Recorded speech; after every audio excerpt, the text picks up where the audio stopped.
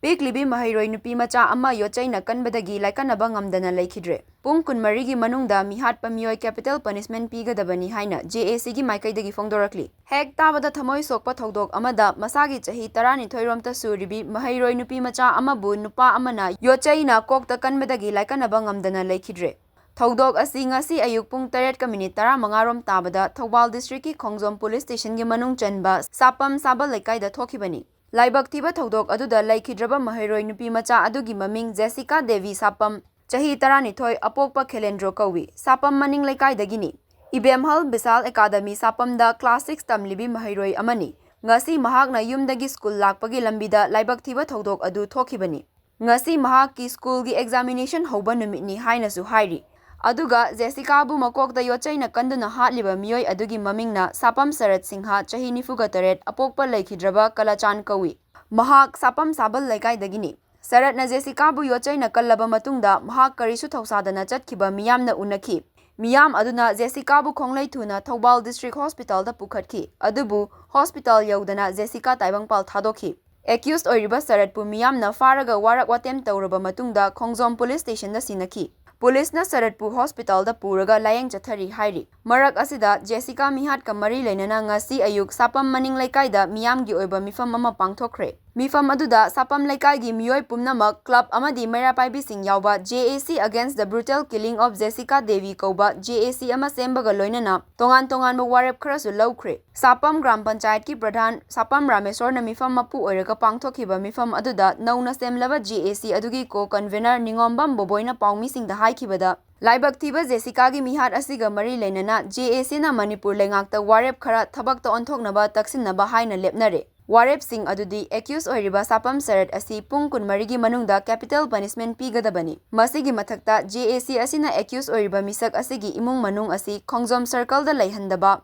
Magi imung manung mari mata singna changjafam amata pidaba karigumba changjafam piramlabadi piriba miyoi aduna afafata pumnamaki teksak pugadabani victim gi imung manungda Manipur lengakna awa anada mityeng changhangadabani hairiba demand sing asi fangdriba fauba JAC amadi imung manungna asiba haksang lawdaba haina su warep lawre loinana pung 12 gi manungda demand sing asi Manipur lengakna pidrabadi maduda thoklakpa afafata gi teksak lengakna pujagadabani haiki Marak asida Thoubal district ki apunba Mahairoi singi loop amanasu Jessica gi thodok adubu yamna kanna Yaningdaba Fongdokpaga loinana JAC na changsilakpa khongjang singda Mahairoi khunai na mating pangani amadi Jessica gi asigumba thodok amuk hanna matungda thoktaba oisanu haiki Mahairoi happa Yaningde pung 12 gi manungda lengangna miyeng sanudabani Mahairoi Jenika happa happa chera Mahairoi happa Yaningde pung 12 gi manungda lengangna miyeng JAC against the brutal killing of Cheina Devi sapam ngasi tang 3/3/2024 gi ayuk pung 3:15 taba matamda kulaksaba Mahairoi Cheina Devi sapam daughter of sapam Khelendro Ibem ngungchi haina jukhangnaba mahaki machanupi Ibeman Bisan Academy sapam da class 6 tat mahi tamlibi Mahairoi amabu sapam saba lekai da leiba sapam Sarat Singh son of late sapam Kalachan Singh as 47 years na kul lakpagi lambida Mahairoi asibu Yot Cheina Kanduna tamthina minungsi leitana hatok pire hairiba thodok asiga mari leinana laikai amadi lamdam asibu koliba club amadi mera paibi punsinduna JAC against the brutal killing of Cheina sapam Devi ama semjare JAC asina taliba demand sing adudi accused oiriba sapam Sarat Singh asi pung 12 gi manungda capital punishment pigadabani ani subada JAC asina accused oiriba misak asigi family asi Khongjom sarkanda lahendaba amadi magi relative singna changjafam amata pidaba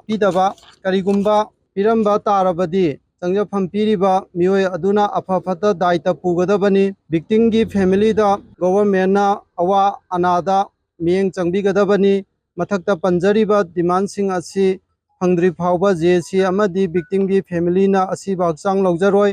hariba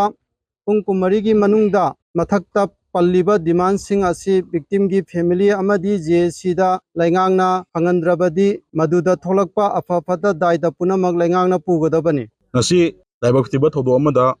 sapam da leiba Bisal Academy gi Mahairoi sapam Jessica Devi haiba mahiroi asi class 6 khatang tamjariba mahiroi amakhangni haiba mahiroi asina school lakpagi lambida sapam sharat koba misak amakhakna angang asina school lakpagi lambida minungsi leitana tamthina Yot Cheina Kanduna hatok phiba thong asibo Thawal district ki apunba mahiroi kunai makai dagi Yaningdaba amadi nungaitaba pendaba adu fongdokli haiba thodo asi matung tarakpada amukhana mahiroi kunai da thoktaba oisanu aduga victim ki family da mahiroi kunai asina awabada saruk yazari loinana JC lawrakpa step khudimakta JC gi damakta amadi victim family gi damakta mahiroi kunai asina mateng pangjagani haibadu miyamda thamjari